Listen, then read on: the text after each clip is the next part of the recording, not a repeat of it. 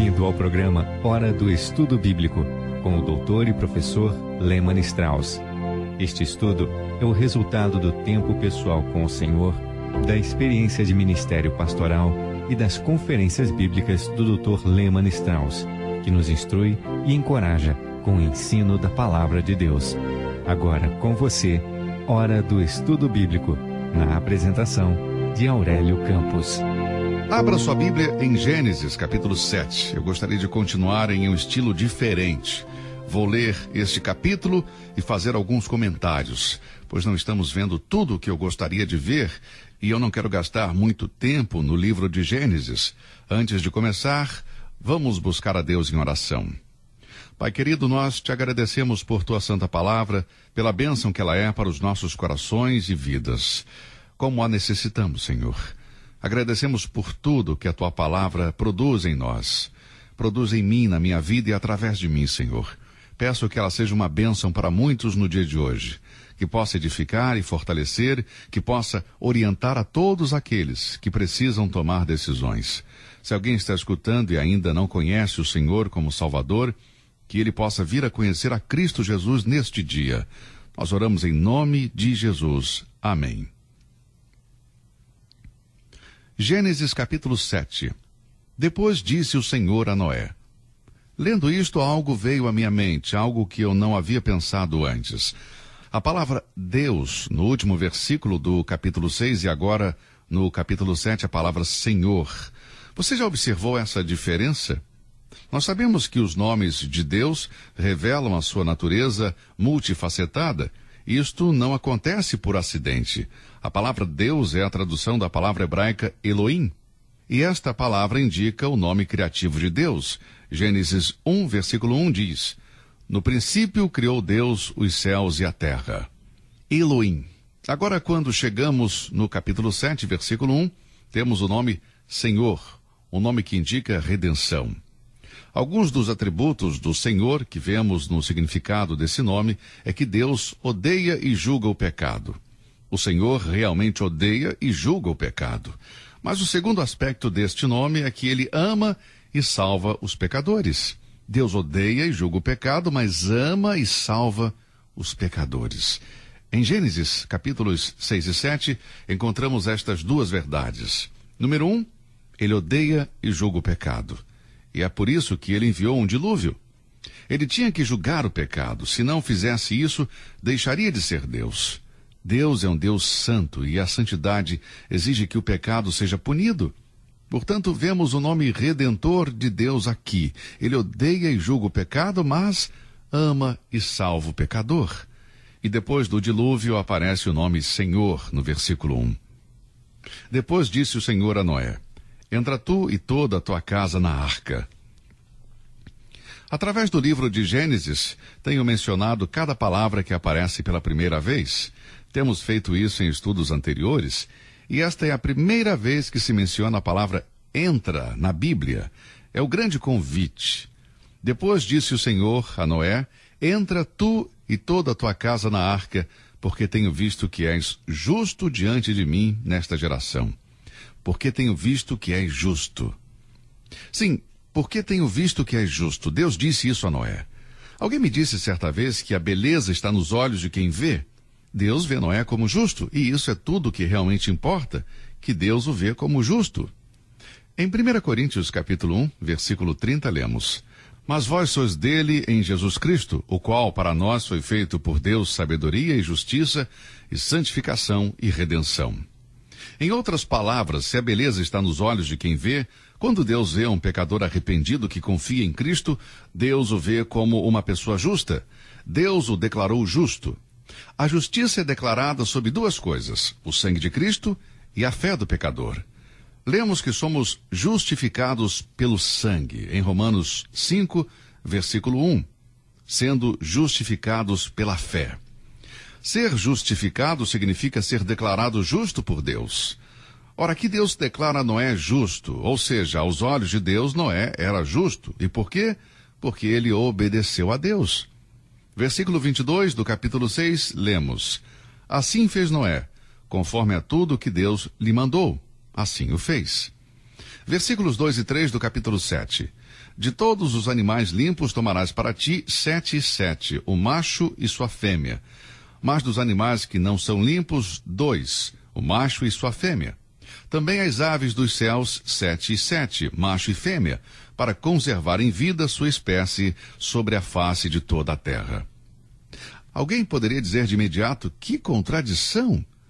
No capítulo 6, Noé foi instruído a levar 2 de cada espécie na arca. Aqui no capítulo 7 diz 7. Não há contradição aqui, amigo. Se você ler atentamente, verá que quando Deus diz um casal de cada, não usa a palavra limpos. A palavra limpos está associada apenas com os 7. Veja o versículo 2 do capítulo 7. De todos os animais limpos tomarás para ti 7 e 7. Agora, por que Deus lhe disse para levar 7 casais de animais limpos? Bem, pela simples razão de que eles precisavam ter animais para sacrificar depois que saíssem da arca. Por exemplo, vá para o capítulo 8, versículo 20. Quando Noé saiu da arca, uma das primeiras coisas que ele fez, no capítulo 8, versículo 20, foi construir um altar ao Senhor. Ali diz: e tomou de todo o animal limpo e de toda a ave limpa e ofereceu holocausto sobre o altar. Veja, Deus lhe disse para trazer 7 pares de animais limpos para dentro da arca. Certos animais eram considerados impuros. Veremos isso mais adiante na história da nação de Israel. E havia certos animais que Deus considerava limpos. E os animais limpos eram os que deveriam ser utilizados para o sacrifício. O cordeiro era considerado um animal limpo, portanto, através da Escritura, encontramos o cordeiro como o animal escolhido para o sacrifício, sendo uma sombra da vinda do Senhor Jesus Cristo, a quem João chama em João, capítulo 1, versículo 29, o Cordeiro de Deus que tira o pecado do mundo. Cristo era o Filho de Deus, perfeito e sem mancha. Era o Cordeiro limpo, por assim dizer. Portanto, não há contradição aqui no capítulo 7. Quando Deus disse para levar 7 pares de animais limpos, eles eram para o sacrifício quando saíssem da arca. Os outros eram para se multiplicar. E deixe-me sugerir outra coisa. Eu não serei dogmático sobre esse assunto, mas creio que há uma possibilidade. Creio que depois que Noé saiu da arca, pode ter sido o início da utilização da carne como alimento. Até este ponto, creio que o homem era vegetariano. Antes disso, não lemos nada sobre o homem matar animais para se alimentar, o que aconteceu depois de Noé sair da arca. Portanto, os 7 pares de animais limpos eram em primeiro lugar para o sacrifício e possivelmente também para o alimento. Bom, versículo 3. Também as aves dos céus, 7 e 7, macho e fêmea, para conservar em vida sua espécie sobre a face de toda a terra.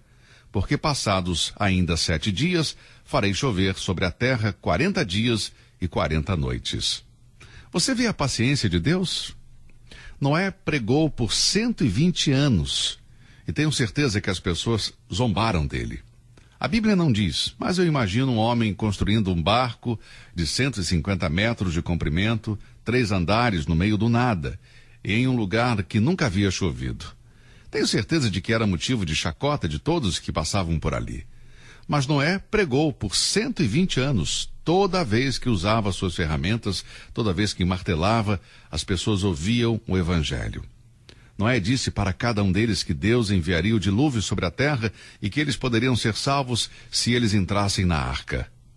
E agora Deus espera por 7 dias. Veja que paciência o Senhor teve. Você já se perguntou por que você ainda não morreu?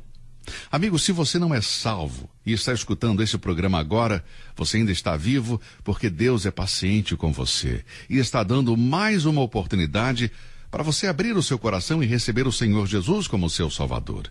Ele está dando uma outra chance a você. Deus quer te salvar. 7 dias, e depois farei chover sobre a terra 40 dias e 40 noites.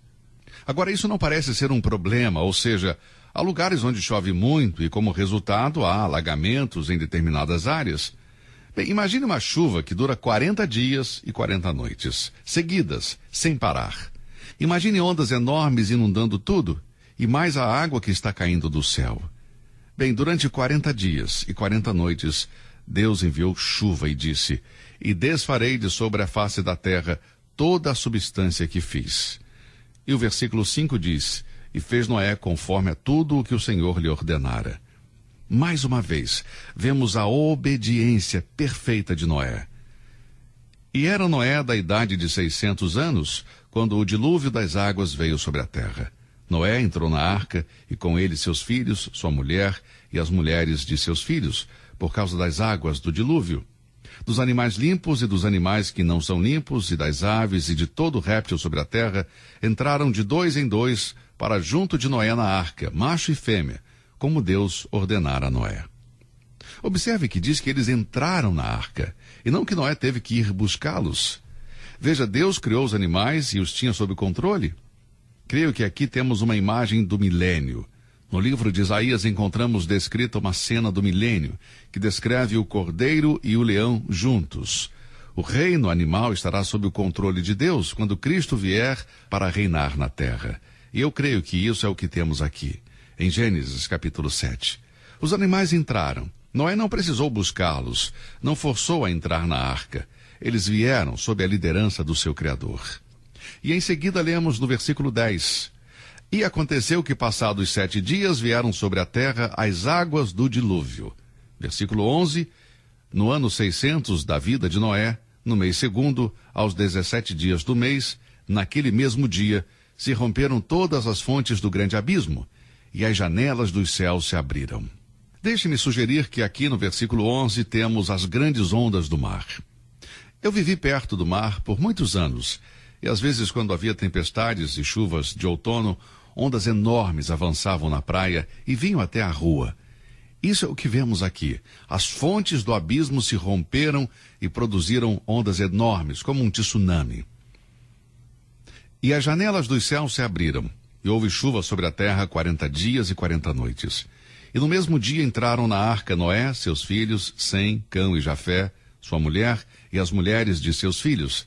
Eles e todo animal conforme sua espécie, de todo gado conforme sua espécie, e todo réptil que se arrasta sobre a terra conforme sua espécie, e toda ave conforme a sua espécie, pássaros de toda a qualidade, e de toda a carne em que havia espírito de vida, entraram de 2 em 2 para junto de Noé na arca.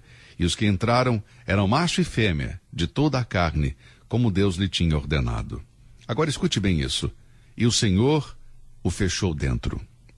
Observe que no versículo 16 temos o nome Senhor novamente. O nome do Deus Redentor. Agora, quais eram as características do Senhor? Primeiro, ele odeia e julga o pecado. Ele trouxe o dilúvio, a chuva e as fontes inundaram a terra por 40 dias e 40 noites. Ele odeia o pecado e julga o pecado. Mas, por outro lado, ele ama e salva o pecador. E quando Deus encontra um homem ou uma mulher de fé, ele os resgata, os salva. Deus ordenou-lhes entrar na arca e o Senhor fechou a porta. Em João 10:9, o Senhor disse: Eu sou a porta. Se alguém entrar por mim, salvar-se-á e entrará e sairá e achará pastagem. Em Apocalipse 3:7, o Senhor disse: Ao anjo da igreja que está em Filadélfia escreve: Isto diz o que é santo, o que é verdadeiro, o que tem a chave de Davi, o que abre e ninguém fecha, e fecha e ninguém abre. Esta é uma declaração importante. O que tem a chave de Davi, o que abre e ninguém fecha, e fecha e ninguém abre. Veja mais uma vez Gênesis 7. E o Senhor fechou a porta. Mas lembre-se de uma coisa, amigo. Quando Deus fechou a porta, não apenas fechou dentro Noé e sua família, mas também deixou de fora o resto do mundo. O nome Redentor de Deus. Ele odeia e julga o pecado. Ele ama e salva o pecador. Deus fechou a porta. E quando Deus fecha, ninguém pode abrir. E quando Deus abre, ninguém pode fechar. Em seguida, lemos os versículos 17 e 18. E durou o dilúvio 40 dias sobre a terra, e cresceram as águas, e levantaram a arca, e ela se elevou sobre a terra. E prevaleceram as águas, e cresceram grandemente sobre a terra, e a arca andava sobre as águas. Eu imagino pessoas flutuando em todos os lugares em jangadas arranjadas, batendo na arca com seus punhos, implorando para Noé deixá-los entrar. Mas Noé não tinha mais o controle sobre isso. Noé não era o Salvador. Noé não poderia salvar ninguém. Ele não poderia mais abrir a porta, porque quem fechou foi o Senhor. Deus era o Redentor e aquele que odeia e julga o pecado e que salva os pecadores.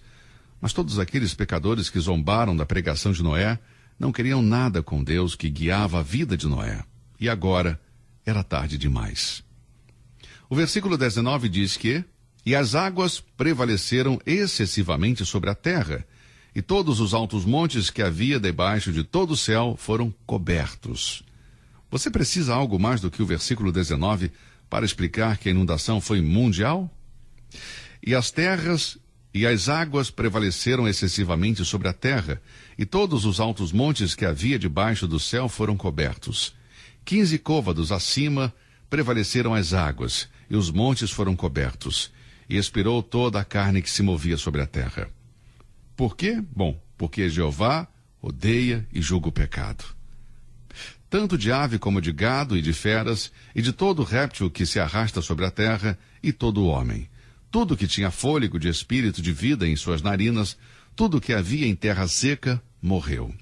Assim foi destruído todo ser vivente que havia sobre a face da terra, desde o homem até o animal, até o réptil e até a ave dos céus.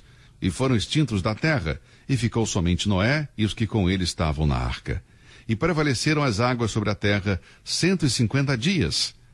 Veja agora o versículo 23. "E ficou somente Noé e os que estavam com ele na arca." No terceiro capítulo do Evangelho segundo João, depois do famoso versículo 16, este capítulo conclui com o versículo 36 que diz: "Aquele que crê no Filho tem a vida eterna, mas aquele que não crê no Filho não verá a vida, mas a ira de Deus sobre ele permanece." Aqui temos um panorama geral do capítulo 7 de Gênesis. Ali estão aqueles que creram e viveram. Aqueles que se recusaram a crer não viveram, e a ira de Deus se derramou sobre eles. Esta é uma realidade no presente, amigo. Aquele que crê no Filho tem a vida eterna, mas aquele que não crê no Filho não verá a vida, mas a ira de Deus sobre ele permanece. E prevaleceram as águas sobre a terra 150 dias. O capítulo 8 começa com as palavras: "E Deus se lembrou de Noé." Claro que ele se lembrou de Noé, não tinha outra opção. Sabe por quê? Porque ele tinha feito uma aliança com Noé. Deus fez uma aliança com ele. No versículo 18 do capítulo 6 ele disse: "Mas contigo estabelecerei a minha aliança." Deus não tinha outra opção. Em 2 Timóteo capítulo 2, versículo 13 lemos: "Se somos infiéis, ele permanece fiel. Ele não pode negar a si mesmo." Isso significa que ele não pode negar sua própria natureza. Ele permanece fiel. E em 2 Timóteo 2,19 lemos: "Todavia, o fundamento de Deus fica firme, tendo este selo: o Senhor conhece os que são seus." Nos dias do dilúvio, Deus sabia quem eram os crentes, e Noé, sua esposa e filhos com suas esposas estavam seguros na arca. Por quê? Deus fez uma aliança com Noé, e Deus é fiel na sua aliança. Deus não pode negar a si mesmo. E os descrentes ficaram todos do lado de fora. Vamos continuar com o capítulo 8. "E lembrou-se Deus de Noé e de todos os seres viventes e de todo o gado que estava com ele na arca. E Deus fez passar um vento sobre a terra e aquietaram-se as águas." Agora aqui encontramos a palavra Deus, que é Elohim, o nome de Deus na criação. Então agora Deus vai demonstrar o seu poder sobre o universo criado. Veja, "E Deus fez passar um vento sobre a terra e aquietaram-se as águas." Aqui não é usada a palavra Senhor. Vemos Deus odiando e julgando o pecado, e Deus amando e salvando os pecadores. Depois lemos: "E Deus fez passar um vento sobre a terra e aquietaram-se as águas. Cerraram-se também as fontes do abismo e as janelas dos céus. E a chuva dos céus deteve-se. E as águas iam se escoando continuamente de sobre a terra, e ao fim de 150 dias minguaram. E a arca repousou no 7º mês, no dia 17 do mês, sobre os montes de Ararate. E foram as águas indo e minguando até ao 10º mês. No 10º mês, no primeiro dia do mês, apareceram os cumes dos montes. E aconteceu que, ao cabo de 40 dias, abriu Noé a janela da arca que tinha feito, e soltou um corvo que saiu indo e voltando até que as águas se secaram de sobre a terra. Depois soltou uma pomba, para ver se as águas tinham minguado de sobre a face da terra. A pomba, porém, não achou repouso para a planta do seu pé. Aqui está uma observação interessante. O corvo saiu e não voltou. Porque o corvo é uma ave imunda e estava satisfeito descansando sobre os restos de algum animal, talvez comendo o que restava dele. Mas a pomba é um símbolo de pureza. Você deve se lembrar que quando nosso Senhor foi batizado, o Espírito Santo desceu sobre ele como uma pomba. A pomba, na Bíblia, sempre representa pureza.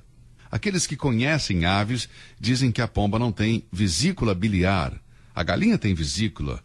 E minha mãe era muito cuidadosa ao preparar a galinha, porque se ficasse uma parte da vesícula, a comida ficaria extremamente amarga. Toda galinha tem vesícula, mas a pomba não. E a vesícula é um símbolo de amargura. A pomba, porém, não achou repouso para a planta do seu pé. Agora, a pomba poderia ter descansado em um corpo como o corvo, mas o corvo era um animal imundo, a pomba era um pássaro limpo. Então, a pomba voltou para a arca. Versículo 9 e 12 do capítulo 8, lemos: A pomba, porém, não achou repouso para a planta do seu pé, e voltou a ele para a arca, porque as águas estavam sobre a face de toda a terra, e ele estendeu a sua mão, e tomou-a, e recolheu-a consigo na arca. E esperou mais outros 7 dias, e tornou a enviar a pomba para fora da arca. E a pomba voltou a ele à tarde, e eis arrancado uma folha de oliveira no seu bico, e conheceu Noé que as águas tinham minguado de sobre a terra. Então esperou ainda outros 7 dias, e enviou fora a pomba, mas não tornou mais a ele. E Noé sabia que era hora de sair da arca, mas ele não sai sem a permissão de Deus. Vamos ver versículos 13 a 16. E aconteceu que no ano 601, no mês primeiro, no primeiro dia do mês, as águas se secaram de sobre a terra. Então Noé tirou a cobertura da arca e olhou, e eis que a face da terra estava enxuta. E no segundo mês, aos 27 dias do mês, a terra estava seca. Então falou Deus a Noé, dizendo: sai da arca. Veja, Noé esperou em Deus, esperou que Deus falasse. Ele não se adiantou a Deus. E eu tenho certeza de que ele estava ansioso para sair da arca. Ficar na arca todo esse tempo deve ter sido muito difícil para ele e sua família, todos aqueles animais juntos. Mas Noé esperou em Deus e não se mexeu até que Deus lhe dissesse para sair da arca. Um exemplo de obediência total, amigo. Noé foi o homem que Deus abençoou no dia do juízo. Portanto, amigo, se você quer a bênção de Deus, existe apenas uma resposta: obediência total. O que ele diz para fazer, faça. A primeira coisa que ele pode te pedir hoje é: crê no Senhor Jesus Cristo e serás salvo. Crer, vir a Cristo pela fé, como fez Noé. Isso lhe dará a vida eterna. Rejeitar o amor de Deus trará o juízo eterno. Reflita sobre isso. Muito bem, o nosso tempo por hoje acabou. Se Deus quiser, vamos continuar com o capítulo 8 em nosso próximo programa. Que Deus o abençoe e até lá. Você ouviu Hora do Estudo Bíblico com o professor e doutor Lehmann Strauss, na apresentação de Aurélio Campos. Se você deseja ouvir novamente esta mensagem, visite a nossa página na internet www.bbnradio.org. Fica o convite para você nos acompanhar amanhã, neste mesmo horário, aqui na BBN. Hora do Estudo Bíblico é uma produção da BBN.